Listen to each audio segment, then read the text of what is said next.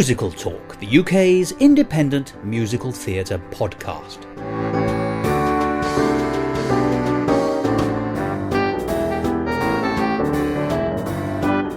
Hello and welcome to another edition of Musical Talk.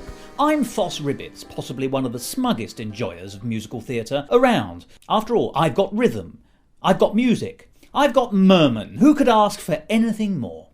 Well, today we're going to be talking to an old friend of this programme, Charles Bloom, one of the great contemporary musical theatre composers of the current era. And as you may know from a recent mini-episode of Musical Talk, I had the opportunity of catching up with him to talk about his brand new album, Music and Lyrics by Charles Bloom, In Here. That's its subtitle. Well, in that mini-episode, we chatted for about 10 minutes and you heard one of the songs. Today, I'm pleased to say, we're going to speak for a full hour and you're going to hear several more songs from this splendid and diverse album. So, without further ado, here's a song from Music and Lyrics by Charles Bloom in Here, after which you can hear that conversation in depth with the man they call Charles Bloom. Charles Bloom.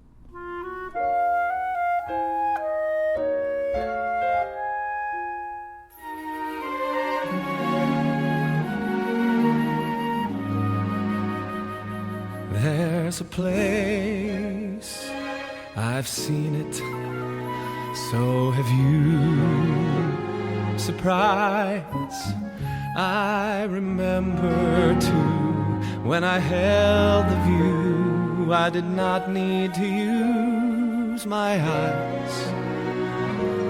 There's a place, I mean it, so I search to find the way to where life is more than a time beset by the latest war or the greatest threat, and the gift of love we can choose to get is there. Like a power not just from heaven, then from where?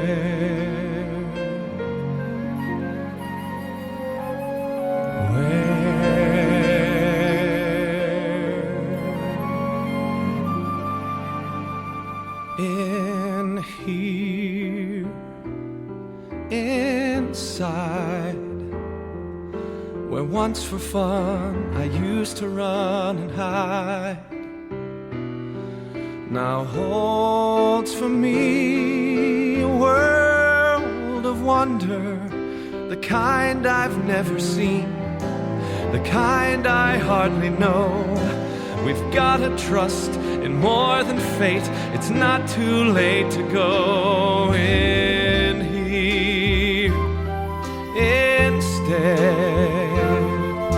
of all I do to be who someone said, I'll make my own a world of wonder, where nothing stays the heart and forward moves the mind.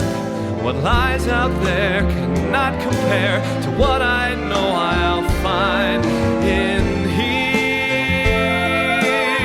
Oh, to imagine what goes on, to see what I might come upon. I saw, and I'm happy to say I'm more, much more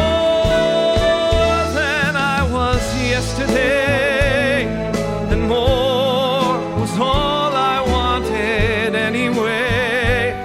There's a place in store very few have tried, where is our glory glorified. In here, in time, with all that we're afraid of on the climb, will there still be a world, I wonder? The lies that sound sincere The fights we'll never win, the love we're made to fear, the dream that's never been, they all will disappear if only we'd begin.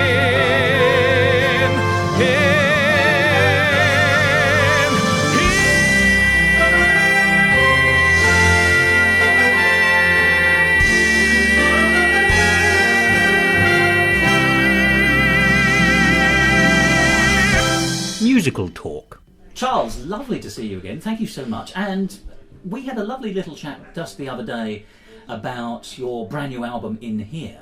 Yeah, but we have gone gold because of you. If we have any way helped you, I'm delighted, and we'll be talking about that again. It's gone beige, actually. Oh, we all do that. And we will be talking more about that album because it's an excellent showcase, if I may say, of your variety and craft and skill. But I also want to touch on, if I may, on your 2 cabaret shows at London's premier cabaret venue, the Pheasantry in King's Road in London's fashionable Chelsea. Yes, beautiful homes. I'd love to afford the maid's quarters. I can't afford the front door. My heavens. It reminds me actually of the Act 2 of Oliver, when it opened up and Who Will Buy. You know. Look out for your silk handkerchiefs. Mm-hmm. But we were there for 4 singers and an excellent backing group of a pianist and bass player, singing a selection of your songs, both from the album and from your wider repertoire. Very well received. I know that because I had the pleasure of being there for the second one. It's a beautiful room, and I wish there were more of them in London. I hope that technology, and we're not going to be digitally downloading our delight from going to some places that are live, But yes, it was populated with 4 of UK's finest singers. The incomparable Mark Etherington at the piano, who I actually heard play at the Spotty event and knew immediately that was the man for me at the keys. And Nick Pugh, again, one of your premier bassists. So we had all of 2 rehearsals, but you'd never know it. You never would know it, I have to say, because it came across extremely professionally. But I'm going to say, I think the core of the evening, whilst the performances were excellent, was of course the repertoire, the songs, all of which were by you, Charles. And I'd like to take you to a quotation you said, because at the end there was a well-deserved round of applause for you, and you very kindly said a few words. Just ended a few minutes ago. Yes, that's right. There are scientists in Italy who were worried because they couldn't predict the earthquake as a result of it. Or topical reference. Yeah. But at the very end, you made an interesting observation about that musical theatre now is often judged by its spectacle and the size of the show. But you said, very rightly in my view, that at its heart is craft. Craft seemed to be very much the watchword for what it is you're offering. Well, I pointed out that the musical theatre, no matter how much frosting you put on it, is still a literary medium. Yes. Before the advent of technological trappings from every direction, there was a bedrock of just sound and thought and ideas, and there weren't any microphones at one time. So I think that as we build our advantages atop something, we have to remember the foundation of its simplicity. And if we do, then everything will start to get better. But if we think we can just pile on things on top of things, what you have is well, how deftly shall I put it? You have a turd in a petunia patch is still a turd. Exquisite. You can keep that in or keep it out, but the no, truth, I think we'll keep that in because right. There's nothing wrong with that at all. I mean, you make a very good point that if it's all trappings, then all you have got is tinsel, and you haven't actually got any substance, and no one will go home after that wanting to see it again. Yeah, I think there's a lot of to be said for. I don't. When you say hummable tunes, that's just a very simplistic thing to say. What you mean to say is music that is inclusive. Yes. That invites you in and acknowledges the rate of speed at which an audience can process thoughts, or be dramatic, and for how long, and based on a few things, remembering that songs need to end. They do. Songs, and this has nothing to do with being old-fashioned or time. There is a certain musical grammar that needs to be applied to our theater experiences, just in the ways that our days have beginnings, middles, and ends. Well, I always think that songs are very much like a book in one sense, because you're getting a story, or at least some kind of journey or travel in it across. But you need an idea for a song, but then you need a second idea for a song, which is the ending. Because just the simple idea in its own right won't necessarily take you anywhere. Well, that's what separates the men's from the boys. You Yes. know, anybody can write a good first chorus, but can you follow it up and can you finish? But you know that Cole Porter used to write his closing line first, and then Yes. work backwards. Mm-hmm. I think that's a fantastic way of doing it. You know where you're heading that way, don't you? Yes, and I know where I'm going, as someone once said. I'll draw no flattering similarities, except that I certainly have done the same thing a lot, and generally the last thing that I'll do is the second to last measures, because I've already have the beginning and end. You are being a bit over humble, if I may say, because I know that somebody has actually said that you are the Cole Porter of the current generation, if I may say, which is not a bad thing to be having on one's calling card. No, it's a lovely thing to hear. It's an impossible thing to believe, but it's a possible thing to put on your CD for all for all effect. It's a fantastic quotation, and not undeserved actually, because I'm going to say in particular that your witty songs really do they do more than bounce off the page. They bounce off the stage. They have have sustained comedy actually, which I think is one of the great things about Cole Porter, that he was able to be witty and then witty again and then witty again in the piece, using the trappings and sometimes constraints of a song to highlight the comedy line. You are also able to do that with a real flourish of lyrics, and I'm going to go straight to a song which is actually on the CD, and it's funny enough, it's one of the ones I really took home with me after I saw it live last night, which is Why Can't a Man Sing the Blues? It's a fabulous song. Tell us more. Well, that song, the title is a bit of a fake, in the sense that it does ask a question, but the answer that it's really giving, the question it's really asking is, why can a man go on stage as a man and sing with great emotional determination and yet still retain his masculinity? And this song deconstructs that perception on the part of the audience. I saw you reacting to a line last night, which I'm going to mention in a minute. You are, I see. Well, then I won't steal your thunder. But it's been one that's connected. It's a time-tested song, though, again, many people will be hearing it for the first time, because it just allows a man to lay it on the line and sing about a subject that he normally would never get to sing about.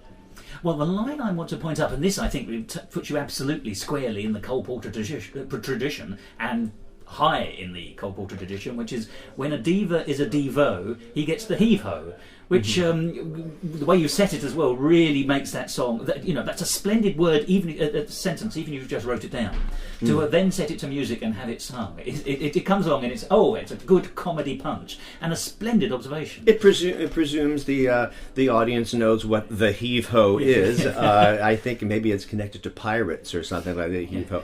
But no, that goes to fun with language, and I think that's among the many things that people expect when they listen to theater music. They want to have language lifted up into something that they weren't expecting. Lyrical playfulness. There was also a lovely triple rhyme, I think, on the word gent.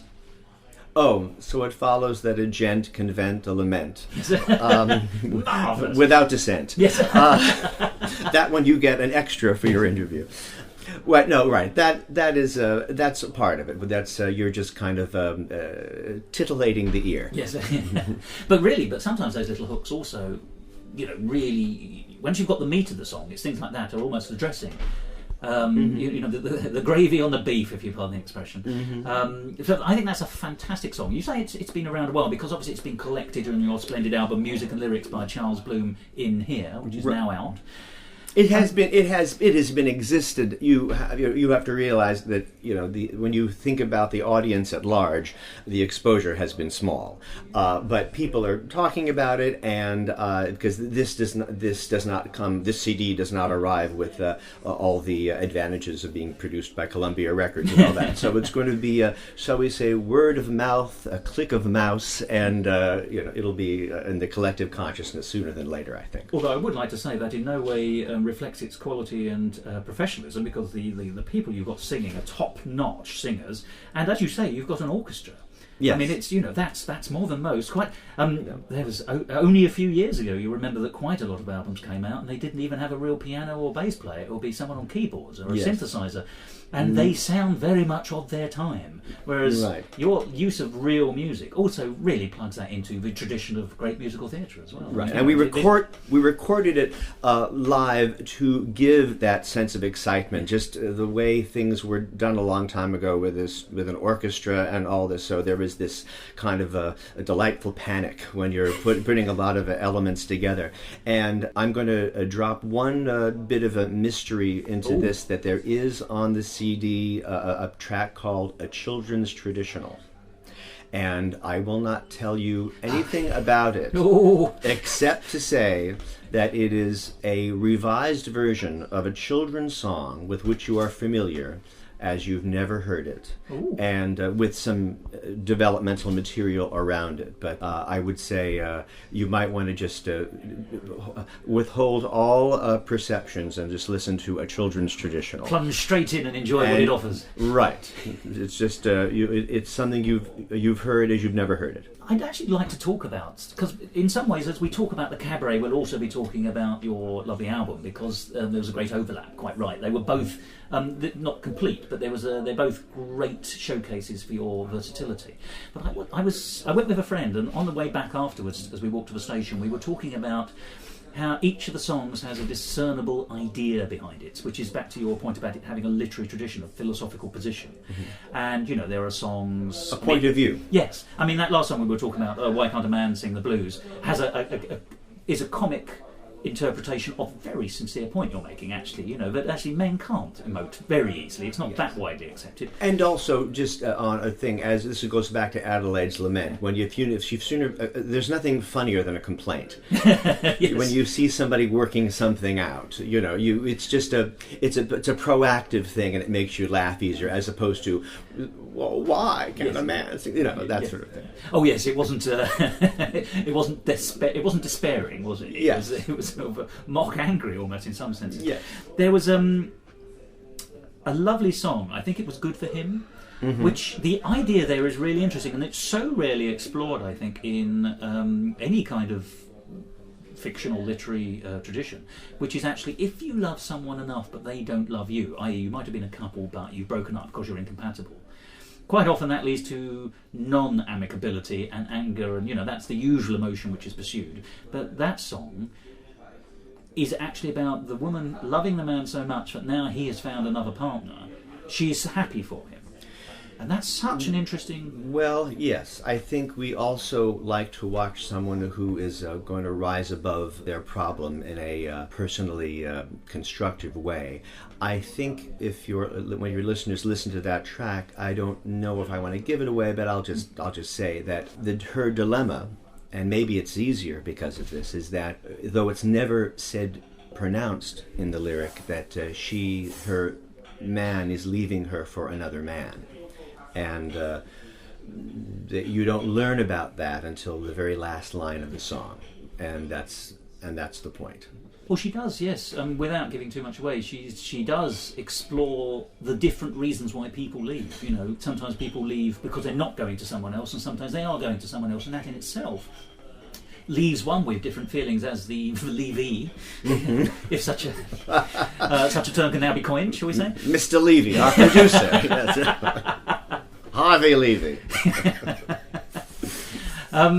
So, but that was we were very interested in that idea, and then there was also the Straits of Magellan, of course, which is actually a different kind of love again. It's actually a paternal love. It's the relationship through several generations between parents and their children, fathers and sons in particular, and yes. Can, speech marks, the failure of one generation be redeemed by another, and can that continue on, and what about the people around it? Yes, the moral of the story is don't do what your father did for a living. But we'll just briefly getting back to Good for Him. It is a song that conveys a certain amount of realization and peace within someone as someone's life falls apart, and there are many roads to choose on that sort of emotional track, but here's a person that can still remain herself. There's another song on the track called Easy, which also deals in in the theme of loving someone enough to let them go. We all, as we write, we all kind of return to some sort of themes now and again. Imperceptibly, it's one person's style, I guess. That's mine. If I look and see, I can sectionalize my catalog to see, oh, those are those songs that you did. But I think that this sort of connection, this sort of expression is includes and makes people identify with the themes.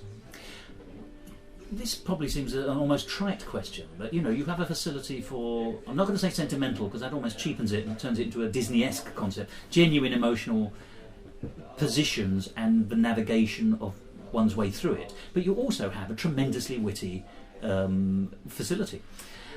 Does one come more easily to you? Do you have to sometimes say, actually, I could write 15 comic songs and one more emotional song, or is it the other way around and you have to force yourself into writing the comic ones? Because you seem to be able to do them both very well.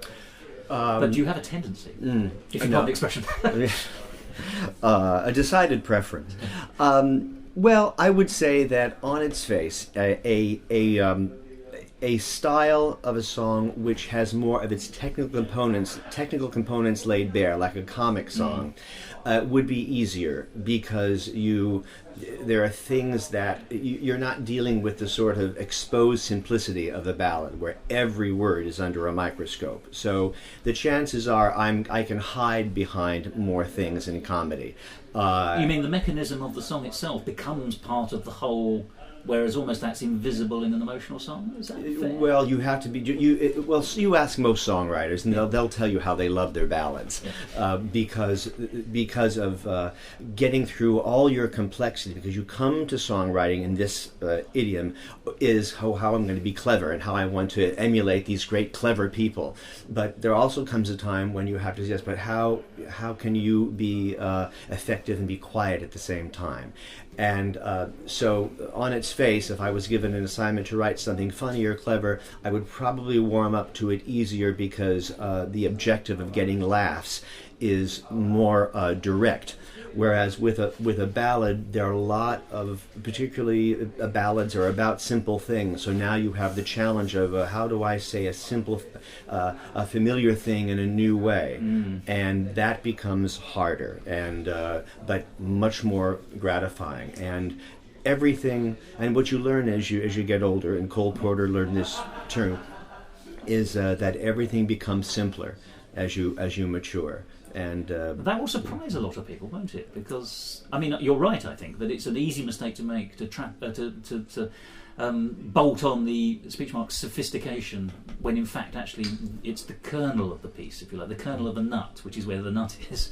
I think it's just the songwriter personality that I think spreads the wings of his own voice, saying, "Look at me flapping my wings" when you're young, and then you then mature. Well, it's not an accident that Porter anyway wrote "True Love" much later in his career, because he would never probably have allowed that to happen in very early stages and all that. And I too have a lot of complex things, and I try to be simpler now, if I possibly can.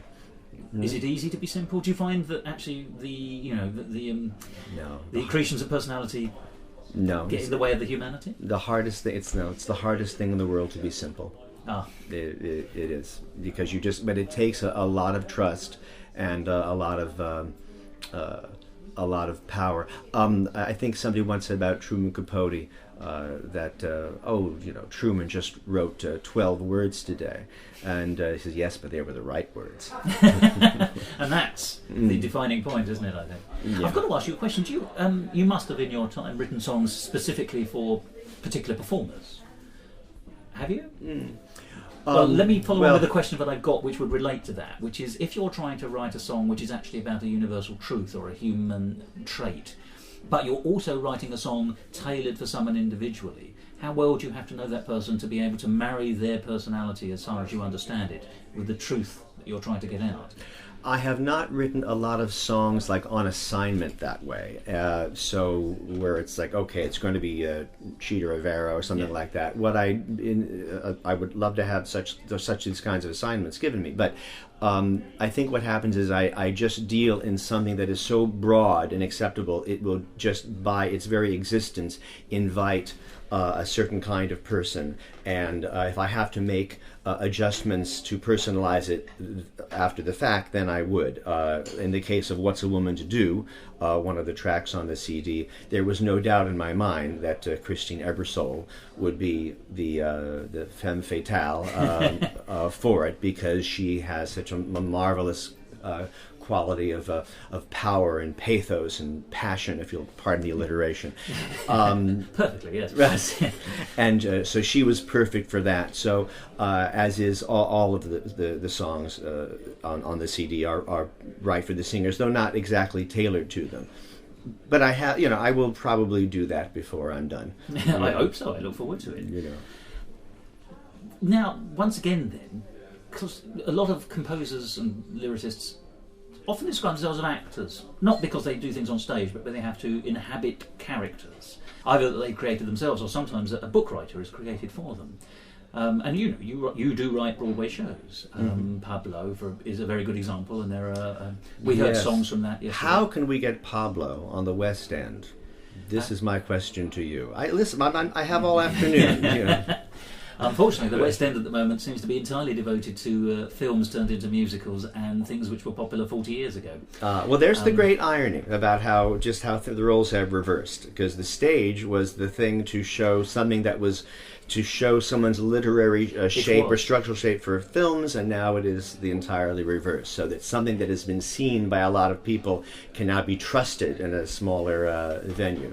The way to get onto the only way to get onto the West End with a show which isn't known these days is to have it have a success at a fringe venue in London, which then becomes a feeder venue.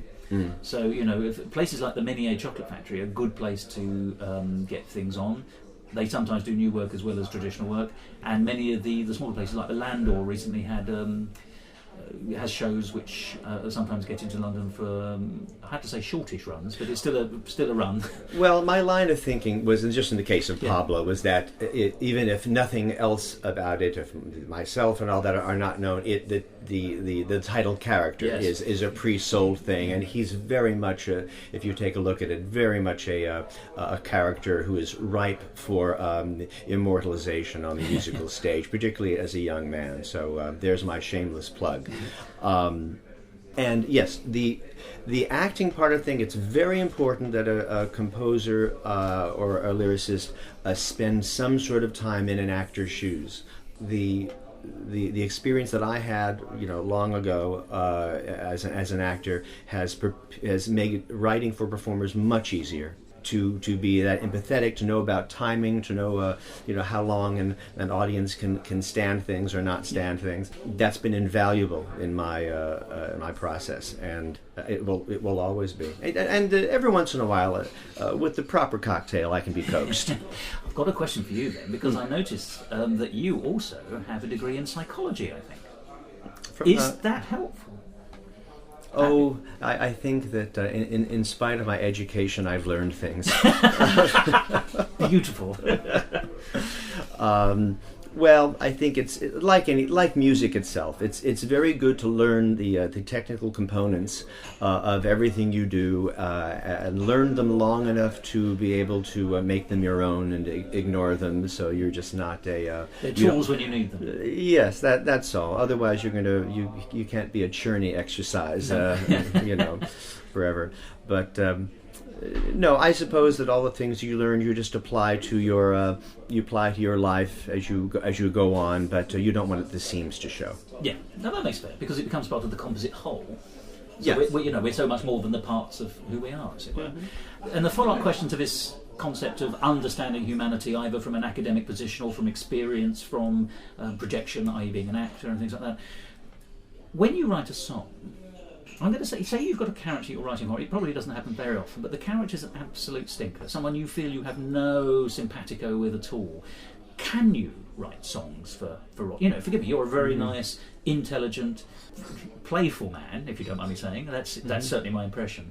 If someone said, I'd really like you to write a song, or you were writing a show that required a character who was utterly different to you. You know, evil almost. You know, someone Villainous. Who was, yes, someone who was utterly the opposite of who you are, the apotheosis of evil. Could you do that? Don't be fooled by don't be fooled by this blonde face. No, there is where craft comes in, as well as my very long arrest record.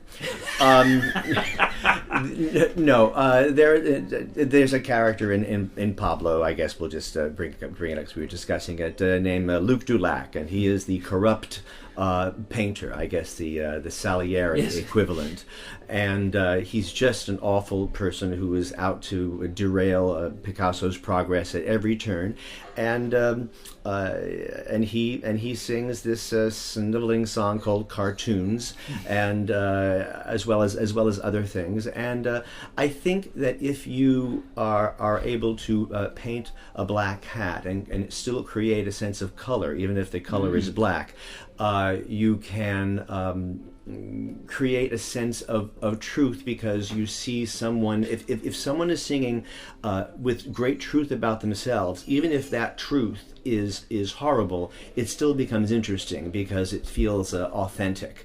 And all you have to be is true. It's not to style this or good or bad. I think it's just a matter of no one expects everybody to be the same. So you better know how to broaden your palette personality wise. So I just go to his narrow place and just think of how a narrow mind works. I think of the Republican Party. More topicality. Did I say that? No, I would just say that you have to just go to that place and embrace it for all it is or isn't worth, and people will buy into it. All it has to be is good. So it's. I mean, this is a very poor description, but in a way, it's like a bell. A good bell. It doesn't matter what the tone is. It's a good bell as long as it has a true ring. But if it has an untrue ring, then it's a bad bell. Mm-hmm. There is a song that's never been recorded of mine called "Out for Me." And it's really about a very cold woman she's been hurt before. No one's ever heard it. She's been hurt before, and she's not taken any more chances at all. And she's a hard-bitten woman, and you don't really like her. And after all of that hard stuff, at the end she says, "You say that you're in love. Well, you had better be. For time is all I took, and as far as I can see, you're the only one to look out for me." Yeah. So you can transform someone in the course of a song and all that. I hope that song one day gets heard, because it does take you down a path and leave you at a very different place. And the same thing with villains and all that. You can start them off black, but there's still a little sugar at the end of them. I also like that business that you were just explaining in that unrecorded song. You explained, even as you were telling me where the lyric was going to go, how the woman came to be as she was. So you've worked out her story. So in fact, that's where the truth presumably comes from, because you can see the building blocks up to the point of where she is at the beginning of the song. Every song has a I guess maybe there's a psychology thing. Every song has a psychological underpinning going on. So the song itself is just an expression of a lot of things that are in place before, like building a house. It's Yeah, and these are all subconscious things. This is not, a listener is not really obliged to listen to every single thing, but there are things that are in place to make everything clearer. Yeah. The clues are all there. Yes. Whether you pick them all up, it's another matter. Musical talk. Let's talk about the album, Music and Lyrics by Charles Bloom, in here. We're already talking in here. What are you talking about?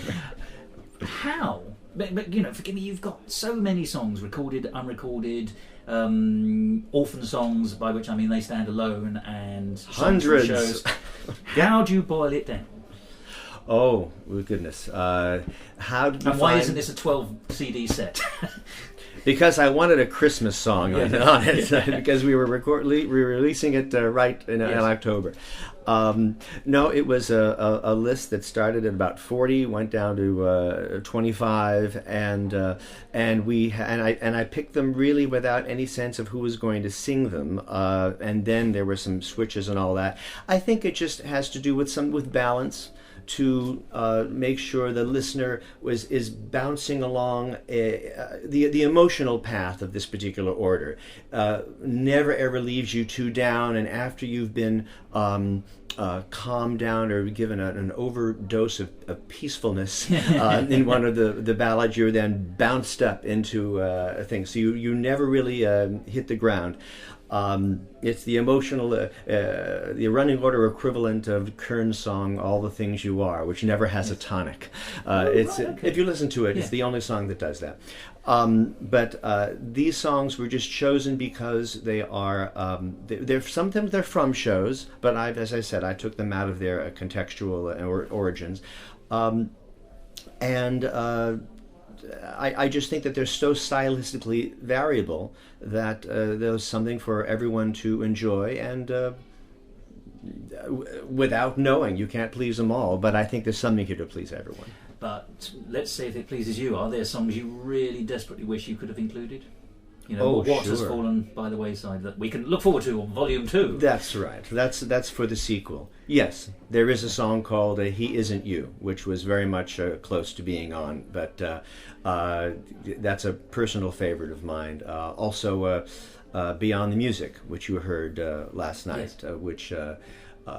also, sometimes you have to make those decisions of things that satisfy you very personally, but this is kind of a first date with your listeners. Yeah, so I would say these are things that make good for a first meeting, and once we know each other better, dinner and a movie, then we'll move on. I had a vision of the sequel being me sitting at a delicatessen and having an ornery waitress look at me with her check pad and have the CD called "And What Else?" I would like to add one to that list, and it was performed in the Cabaret yesterday, another one of your comic numbers, and deserves to be sung across all nations as far as I'm concerned, and certainly in every cabaret and concert I can think of. Belter. Oh, just a corking song, and it brought the house down at the end of Act 1. Rebecca Kane was able. Yes, there you go. I like it. Yes, print it. No, Rebecca Kane, Diva Deluxe. Belters is what we'll call a partial parody, in the sense that it takes a very, very angry soprano railing against the forces of Belters, a coloratura soprano, I might add, and just rakes them over the coals for getting all the jobs and getting all the men. So it involves, and it's really hard to describe, but it sounds like a good encore for a cabaret number. Yes, but it does. Yes, you take some new material and then you put it on both sides of Bernstein's "Glitter and Be Gay," and who knows? Maybe we didn't include it this time around because there was already one other partial parody on the CD, and who knows? Maybe the Bernstein estate would reach up from the grave and get us. But it will be recorded at some point, and you can hear it on my site. As a matter of fact, I tell you, you may or may not have heard the song, but have you ever heard of Flanders and Swan, who were a British cabaret act from the 1950s, who are often described as the British Tom Lehrer, and Tom Lehrer is often described as contrary to what you might think. The 50s were before my time. Before my time as well, but I lived so much of them. Yeah. I only mention it because they sang a song called, it's often known as, I think it's called, it's generally known as "I'm Tone Deaf," although it's actually got a different title. But it's often used as an encore piece. It's about an opera singer who's actually tone deaf, and the joke is that the accompanist has to find her. Oh, so, really? Yes, and it's very clever. And of course, it takes pot shots at what were modern songs of the 1950s. I don't mean pop songs. I mean, late Benjamin Britten and things like that, where it's all slightly atonal, and therefore she says it really doesn't matter at all. I've heard that performed on many occasions as an encore piece, and yesterday, Belter felt very much in that family, and I thought, at last, we have a second perfect encore piece for any very good opera singer. So, a comic soprano in itself are words you don't often hear in the same sentence. So Rebecca, I think, was as I call it, was a deal maker once she heard that. Yes, I understand the woman who sings it on the CD, Linnell Johnson, sings it in concerts around Europe, and it now is getting requested at her concerts. That must be very flattering for you and for her. Yes, I think she sent me one video of it. But yes, if you have the right voice for it, and it is really the Mount Everest of special material. It's very challenging to sing, but the view from the top is beautiful, isn't it? Yes, Rebecca did a sensational job with it last night, and of course to describe it on radio, you have to really see her, and she was so grand and all of that, and it's important that you see her relationship with her insufferable pianist. Yes. That's all part of it. And there was a lovely Callas joke as well, Maria Callas gag, Yes, Hemlock is a little callous. Hemlock is a good idea, like Maria, something like that. Now, you've raised the very interesting subject of parody, which we've discussed in a previous conversation. But, you've also got that perfect comic ear for parody. You know how to reset a lyric for comic effect. But is that a curse or a boon to you when you're writing other material, your own material? Do you often find, for example, do you find when you're writing a song that you think, that first bit sounds a little bit like a song? I mean, there's one song yesterday, and I can't quite analyse. You certainly weren't lifting anything at all, but I was getting resonances. I think that would be the strongest from "I Can't Get Started" by Vincent Youmans. And it was just a moment of it, and I thought, Was it You're As Good As It Gets? I think it might have been, actually, yes. Well, no, there was no intention to that. I think when you start to enter into a certain stylistic realm, and in that case it is strict 40s crooning. Yes.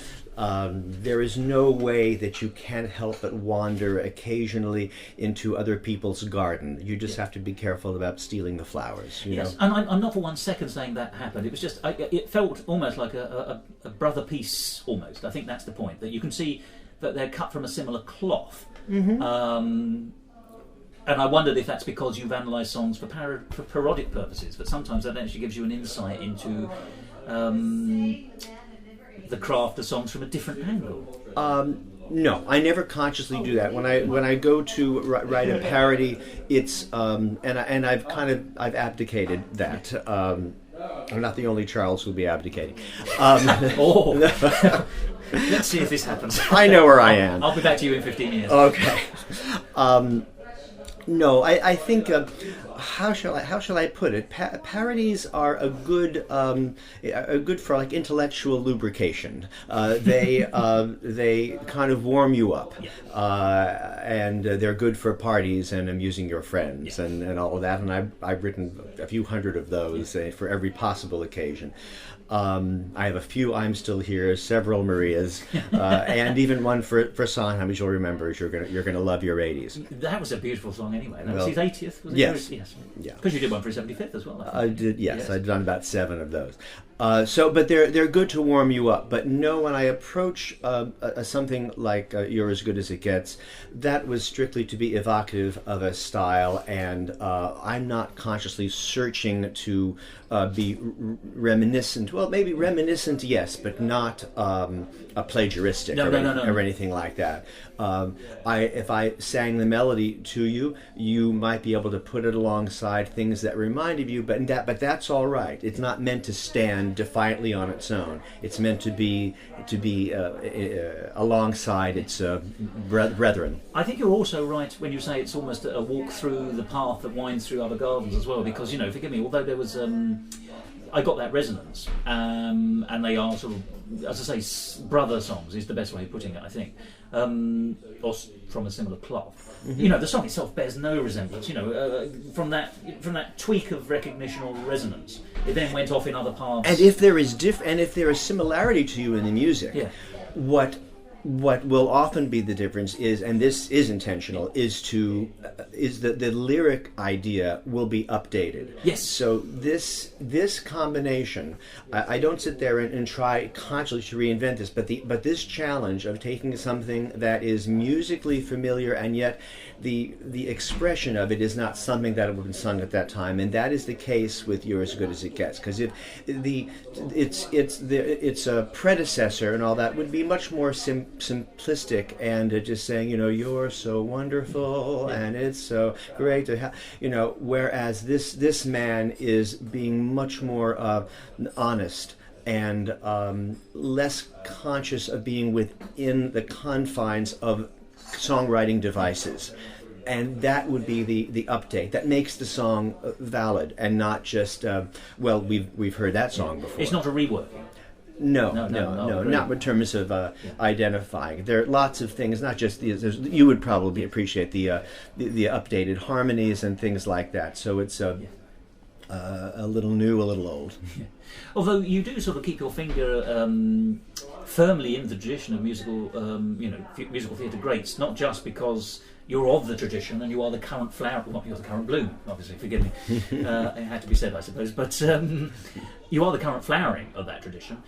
But, never to wilt. I hope not.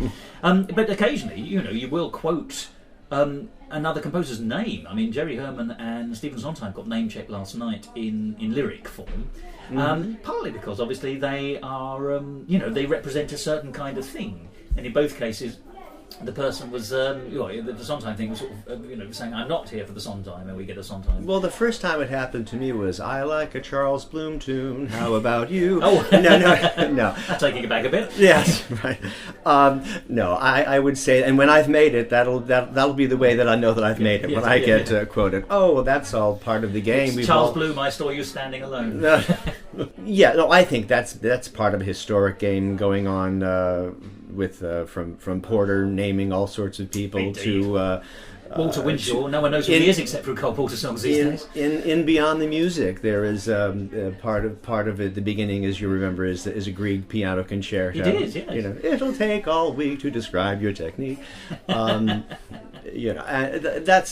just pure fun. That just gives yourself over to the theatrical. I think with pop music, there is a certain ambition to be secure and predictable from beat to the next, and a hook and all of that for your various commercial purposes. I think while I certainly am open to being financially rewarded for my work, the underlying ambition for theatrical music is very much moment to moment, and whether that fun is a tune or a lyrical playful or a name and all that, I think it's all in the fun of a kind of music that surprises us and makes us feel very, very different at the end than we started at the beginning. Feeling is such an important part, and you've just said so. In the cabaret last night, we had that song from Pablo where essentially an abused woman goes to find peace with the birds in a park. Mm-hmm. And it felt like it was from a show. Good. And not from a cabaret. And I don't know why that is. Obviously it's in the writing. It was a lovely song, by the way. And worked really well emotionally as well, and yet out of context. So, can you explain that? I have a feeling it has to do with the way the thoughts are melodically separated, and they are so emphasized in their atmospheric quality. If you begin with this, immediately you're taken out of the world of a cabaret. You're now in a meadow, and you're hearing this da da dee da da, and you're hearing a bird sing. So you're immediately taken to a specific location, and there was only a small setup, so you didn't exactly know where you were.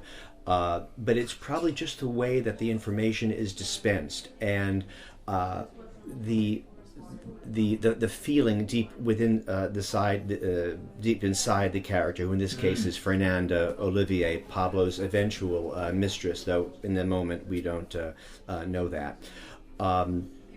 I think that's what gives the song its authenticity. There's something in the soul of the music that does not really have the same objective as a cabaret song that that's beginning and ending unto itself. Yeah. It reaches into other parts, and it's also just thematically more vast. It suggests a lot more than what it does. I think you're absolutely right there. It must have been that, because it did feel that, here we are. What we're getting is almost a snapshot of a bigger. Well, we were, and that's what a song is in some senses. It's part of a wider score, if nothing else. It felt like that. You thought, there's backstory beforehand, which I now want to know, and there's story afterwards about where this is going, which I want to know. Whereas, as you say, a cabaret song, for want of a better phrase, is often self-contained. In fact, yeah, exactly. So. You didn't hear much of it, but there is underscore, and there was also a song from another show called "It's Only Natural," or the show is called "Character Breakdown." Yes. But the song's called "It's Only Natural," and there is dialogue and all of that going on. So that just starts to take you out of a cabaret immediately and put you into a theater. I was going to touch on that song because that's got a lovely conceit as well, which is fictional characters trying out real life to see if real life is for them. But yes, that's a lovely idea. Yes, and I as soon as I inspire my librettist, I hope to have a more for you about that. Well, you show will be as the Kurt we go Weill on. to A Touch of Venus, because right, not in the same way, but once again, people are going to say resonances with Pygmalion, aren't they? Mm-hmm. Purple Rose of Cairo, perhaps. Yes. That's a rich brew, isn't it? Yeah. How does that is it is a good question to know how it is that happens, because you can't sit here and psychoanalyze how one writes for a character in a linear piece to singer X, but there is a different level of thinking. I think you're just writing from more of a person in a situation as opposed to a singer in a club. The two, telling a story and making the most of 3 and 4 minutes without any help from anything. There are two different objectives. So oddly enough, writing for a linear score is simpler for a cabaret than a cabaret show. It's easier because you're not dealing in that pressure to, I'm starting here, I've got to end there. You have you can ease into the beginning and you're moving on to something like that, and you know where that end is, so you only have to go so far. Yes, I do. But that's an interesting difference, and not one I think I probably fully appreciated before. That's what makes it strangely easier to write for linear scores. It's which brings us around to something you were saying at the beginning. One or two of the songs on the album, you said you had to sort of touch up a bit to decontextualise them, to make them almost standalone songs. Now, there's a long history of this. I was just thinking that Stephen Sondheim's song, We're Gonna Be Alright from Do I Hear a Waltz, when you hear it sung on the radio, if you do hear it sung, or in a cabaret, you've got the cabaret version, which is utterly different from the version you'll get on the CD of the score itself. And I was very surprised as a young man when I first came across that. It's a lovely song, I like this song, it's funny, and you think, oh, crikey, it's a lot more, it's bitter and more bitter and slightly more risque as well in the original show. I'm sure it's the one that Richard Rogers rejected. I'm sure it is. Yeah. And even simple things like You're Improvable from It's a Bird, It's a Plane, It's Superman by Charles Strouse. Streisand did a reversion of Send in the Clowns. Yeah, exactly. They've been retweeted, so you're in very good company, if I may say. But how do you do it? Because in a strange sense, you're talking about what we were just talking about, taking a song from a show which has its purpose there, decontextualising it and putting it in a situation where it could be sung in a cabaret or an album as a standalone piece. It was an intentional thing to not, for lack of a better word, burden the listener with obligations of stories that were not going to be able to be followed through on the CD. So I didn't want to put them through specific lyric references that make them say, what is that from, and what does that mean, and who character is that, and what situation is that from? But songs like the opening track, Let Things Grow, is originally, if it's from Insomnia, and it's originally sung by a woman with a group of people all lecturing the main character about things, and now that's all changed, so it's now a solo for a man. Just easier to digest, but you just take out, and again, it makes you revisit your own material, and the elasticity of that is gratifying in a way to know that it has its feet in a general expression, and even the title track in here is actually from Insomnia.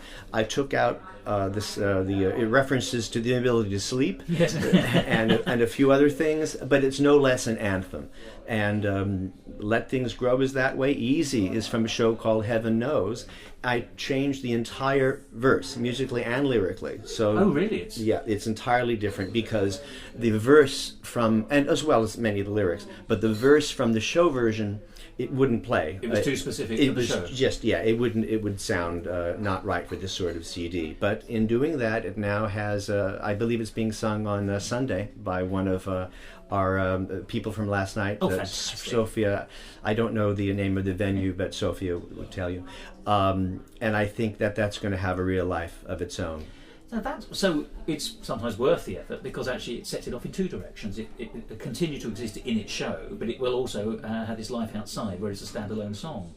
Mm-hmm. Do any of these songs where you've had to do that, have they ever put up a fight to the death? Have you ever discovered that actually it's too much of a wrestle to make a song work that way and you've had to give it up? Yes. You have? Right? Well, yes. There are songs that want to stay as they are. And, there is a I bit was of made this way. Yeah, leave me alone and let me stay in my show and all that. Yes, there are songs that you look at structurally and you say, well, you've made a commitment to that, and not all rubber bands stretched to the same length. What a splendid way of putting it. Yes. And you just have to be if you're a victim of your own virtue in some ways, and you just have to know when to leave it alone sometimes. Let the Games Begin is also from Heaven Knows, which you heard last night. I tell you what, I saw that listed before I heard the song. And I thought, has Charles rustled up? Because when you say the games in this country, all we think about at the moment is the Olympics. So, I thought, yes. Has Charles rustled up? Not Charles Russell, obviously, someone else. Has Charles rustled up a song about the Olympics? And of course it wasn't. It was a song about a very meaningful, yes. the wish to be back in the game of love and the games within love as well. Yes. I tried to submit it. I think it was sung at a very small stadium, actually on the outskirts of town. Yeah. No, that was just an intentional metaphor about someone who's a workaholic and emotionally detached and encouraging himself to get in the game. And yes, fun enough. Once again, no relation to it at all, lyrically or compositionally. But you would put it, if you were collecting a series of songs on an album, you'd put it next to "I Wish I Were in Love Again" by Rodgers and Hart. You mean Let the Games Begin? Yes. Or Would you not? Yeah, I would. Well, maybe it's a matter of subject. I mean, it's such a different tempo. Oh, no, and in all no that. way similar in anything except that wish to. I wish I were in love again. From out of the state I'm in into the state of love, whether that be good or ill. Right, and I would say that that would be a nice little example of taking something from the past, and here is someone now getting very specific about their work. And we as a culture now are so consumed with our gadgets and our meetings and our mergers and our acquisitions and our tangible signs of achievement that sometimes I'm sure we feel very closed in to our sense of accomplishment, and we all probably could do with some simplification. Absolutely. Craft counts. Craft is the foundation of everything, and the patience to wait it out. I'll get off my soapbox. That's very important to me. I think it's what makes things last, and your support of people who think as I do is as important to the medium as the medium itself, and that is not caffeinated flattery. That is the truth, and may it go out to all that's listening to this. You're too kind to me, but forgive me. The pleasure I get from speaking to people like you, if you don't mind me saying, but also helping other people to get to hear you and your work is such a privilege for me. So. Well, I've not done a lot of talking in schools with students and all that. I wish that I could do more, but at the moment it's like, who the hell is he? But hopefully that will change a little bit as time goes on, because I like to encourage people have to have their own voices, but I think the importance of including one's voice in perspective of history itself will perpetuate Yes. one's own voice. You're part of a expression is a succession. Do you know what I mean? That's you have to be you're part of something, and the more of a part you are, the more apart you can be. I like that a lot. Do you think? I want to tell you, and I just remembered there was another song last night which sadly is not on the album, which I loved, which was Over You. All over. All over. I do apologise. Now there you have your Porter thing. There you have the physician. Well, yeah, it is. It's another Doctor song in that sense, but it's beautiful. And I tell you what, there's it's not a chorus because your songs are usually much cleverer than that in a sense. You know, there's very little repeated stuff. Possibly a line in order to, but actually, forgive me, you're not short of material. Once you hit your stride, there's a meal for everyone in every song, if I may say. So, and I like that. That's a sign of a. It's a luxury item. Yeah, it is. That's exactly what it is. It's beautiful. But that song, I loved it because it was sincere, but also she's got a cold, over love and things like that. But actually, as she moves to the one repeated line, which is. All over, it hurts all over. She sneezes over a member of the audience, potentially, so it's all over, it's all over you, as it were. So physically, the ectoplasm of a cold, as well as it all being all over the person it was about. Well, it's homage to Singing in the Rain, with the water flying in front of the stage. But I like that double meaning. Yes, well, it's there, but she's also singing all over the person that she's involved with, as well as her. Well, it's a song about being literally lovesick. Yes. I think, and yes, and there you have another person in desperate straits who we want to laugh at, and there, and as the song says, it's more about malady than melody. It's a wonderful song. So yes, it's great fun, and it's as they say, it's a number. It's not just it's a gift song. for the performers, if I may say. If a performer can carry that off, then they've got a copper bottom success song for them. I think, to be honest, it's yes. The one mistake God made was He just made too many ballads. So he has been aided and abetted by many people there. Yes, we've got to lighten things up. There's got to be. I'm a big fan of fun, and do you find that British audiences differ from American audiences on that? Because forgive me, even today in sort of liberated 21st century Britain, we're I'm proud to say it. Most of us are still fairly buttoned up kinds, whereas we enjoy our sense of humour. Do you find a British audience will enjoy the comedy numbers slightly more than the ballads, or is that and the Americans the other way round, or is that just an absolute stereotype which should be slapped? I think an American like me has to retrain and recalibrate the way that he assesses emotional levels. So where in America things are so expressive, and when something is in a great approval, the hands go up and the gestures are big, and it's just big loud voices and all manner of things. All of that, and that's for the American sensibility, that's very reassuring. So when I've come here and I hear something like, "Oh, Charles, that's a very clever song there."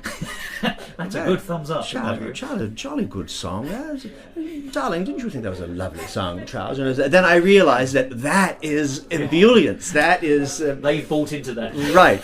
So as long as I don't walk away from that thinking, God, were they being polite and all that? No. That's just different instruments in the same orchestra, and it's okay. I'm genuinely interested by that because I've spoken to, forgive me, many of the great composers are American, and the great pleasure of talking to them is sometimes people are a little bit surprised or baffled by a British audience because there are two tones to a British audience. Sometimes they will, in British terms, be very enthusiastic at the end of songs.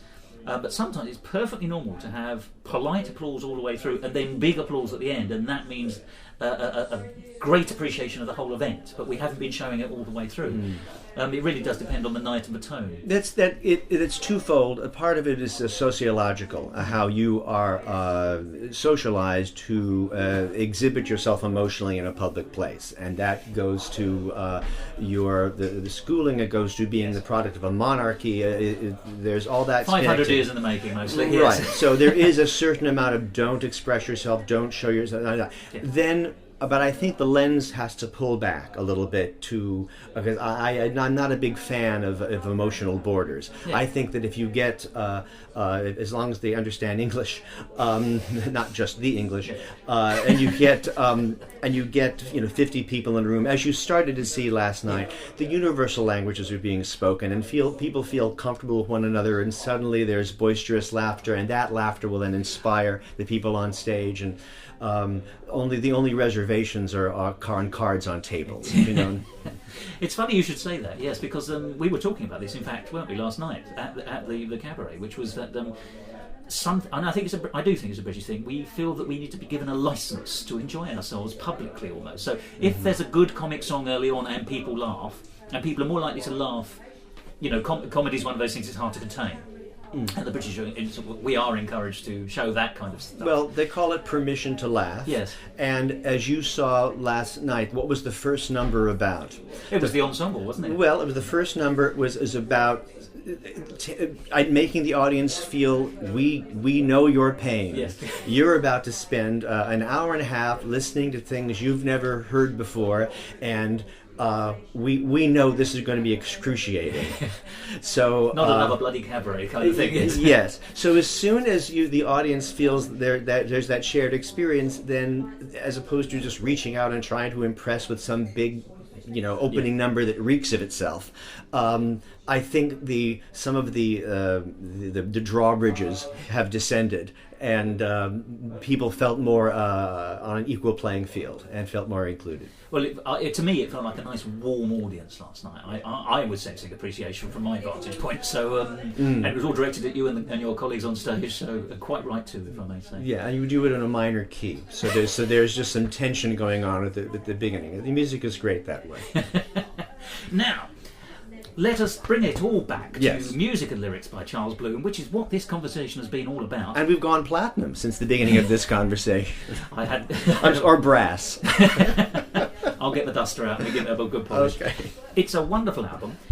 It's a marvellous selection of your songs. It really does showcase your variety, and yet there's so much more. So roll on Volume 2 all the way up to Volume 35. I think you and Bing Crosby deserve the Lifetime Award for a lifetime supply of albums. Well, it's a lot of tune for your doubloon. Let's just say that. It's Jolly good. Yeah. And if I should say this, it's a fantastic, almost, in a way, the picture on the front is almost a perfect encapsulation of what you are as well as who you are. Because schizophrenic. Well, we were talking off the record, weren't we, that you wanted it's a photograph of you twice at a piano, once sitting at the keyboard, concentrating on the music, once with manuscript and pen in hand, looking at the camera. So it's the private and the public face, the professional and the public Charles. It's at a piano. It's an homage to all the great photographs of Rodgers and Hammerstein and things like that, and yet it's utterly contemporary. Because firstly, you've done something very clever with it. It's a Charles Bloom song in writ large, let alone anything else, because it's taking the past and it's giving it a beautiful contemporary twist. I cannot put it better than that. You did. You're inside my mind. Get out of there. It's a very dangerous place to be. Not paying the rent. Neither am I. No, but that's exactly so. When this was my idea as far as the conception of and visualization of it, and I spoke to our photographer and all that. He created this kind of double exposure. Even the clothing choices of something that's much more simple and or organic because of the way that music is, and the lyric, I'm in a blazer, because that's a little bit more literary looking. All those little things are thought about, but the idea of having it be reminiscent of the old songwriter portraits of Rodgers and Hammerstein or Lerner and Lowe, all those photographs and all that. And there are some photographs inside the lyric booklet too. Oh, and I should say this CD has a 16-page all-color booklet with all the lyrics. It does, yes. That you can read. Which allows us to reshare the craft once we've heard the song, actually, because it's always good to look at a lyric on the written page, because you say, gosh, and sometimes some further resonances come out which you just don't pick up necessarily on a hearing. It takes a few listenings. I really do. It percolates that way. But this is a labor of love with many people whom I love, and I could not be more proud of it. So how can people get music and lyrics by Charles Bloom in here? Well, by going out there online at CD Baby is the best way. cdbaby.com, and you just put my name in the search box, and the rest is obvious. And all the usual suspects: CD Baby, iTunes, Amazon, and a dozen other music sites whose names I do not know, to where I've never gone. And you can also go to my site, which is charlesbloommusic.com, and that's Bloom with one M, and you'll be directed there. And you can hear excerpts from many other things from my catalog and some of my other shows that you've been so kind to reference in the past. And go there, stay, have a coffee. Charles, it's always a pleasure to speak to you, and today I feel doubly privileged because I will, not only have I had the pleasure of talking to you, I shall be going home with the encapsulation of your career, if you like, the first encapsulation of your career. This is a debut. Yes, the most late debut in the world, but you're a promising newcomer, a late bloomer, I guess you would say. You know. And on that very splendid note, Charles, thank you for speaking to me. Thank you, Thos. I look forward to speaking to you again next time you're in the country, and I wish you huge success with all your future projects, of which I'm sure there will be A, many, and B, many plaudits for. I certainly hope so. My pencil is sharp. Musical talk. Well, that was Charles Bloom talking about the craft and art of writing a song. And if you want to hear more songs from his album, you can do so. Go along and buy it online or in hard copy, and do pop along to his website, www.charlesbloommusic, and that's CharlesBloommusic.com. There are 14 songs on the album, and they show off his versatility. Well, that's it for this week's episode of Musical Talk. I do hope you enjoyed it. Do tune in to next week's episode, when I'll be talking to Sue Casson, the composer and lyricist of the family musical The Happy Prince, an adaptation of Oscar Wilde's short story. It's a wonderful piece of meta theatre, and it's coming to London at the Bridewell Theatre for lunchtime presentations right up until Christmas. Well worth catching. And if you want to hear a good example of what I think I would have to call the English model of songwriting, then Sue Casson is the one for you. So do tune in again next week. But until then, why not put this episode of Musical Talk on a continuous loop on your iPod, so you'll never be without it, and it can infiltrate your every thought and feeling for an entire week. Won't that make you a better person? I think so. And with those sound words of advice ringing in your ears and making them bleed, may I thank you for listening to this episode of Musical Talk, and see you soon. But not before we hear one more song from the album Music and Lyrics by Charles Bloom in here. Goodbye.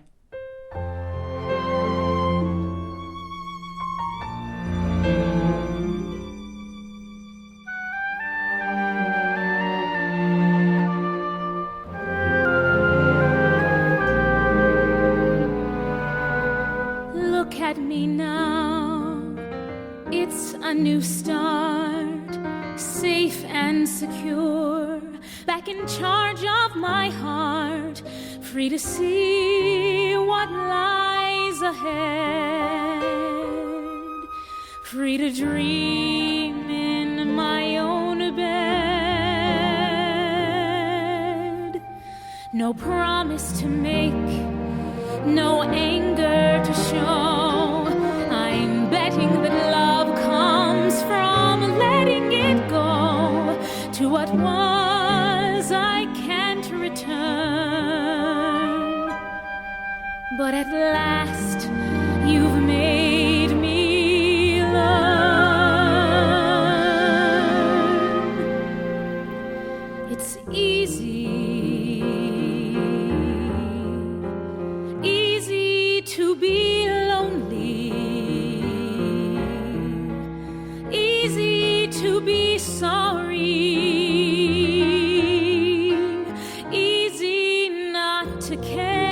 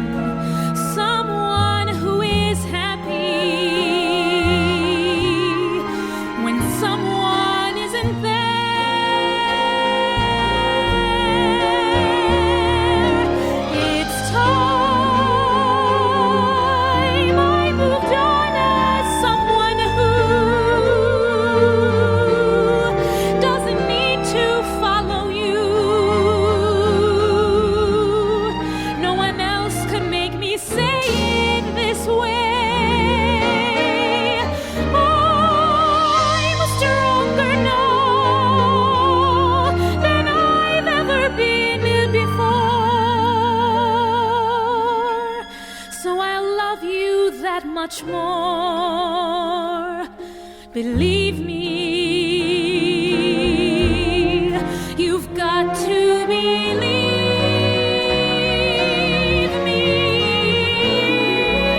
It's knowing, or at least it's saying,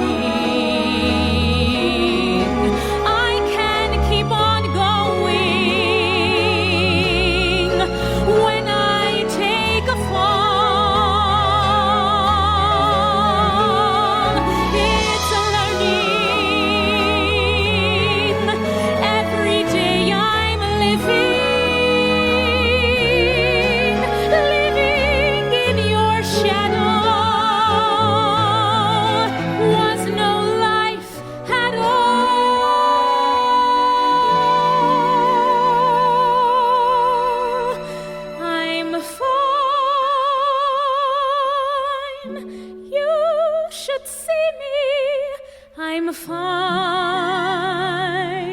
so I say. I'm fine for today, but tomorrow, will it still be easy?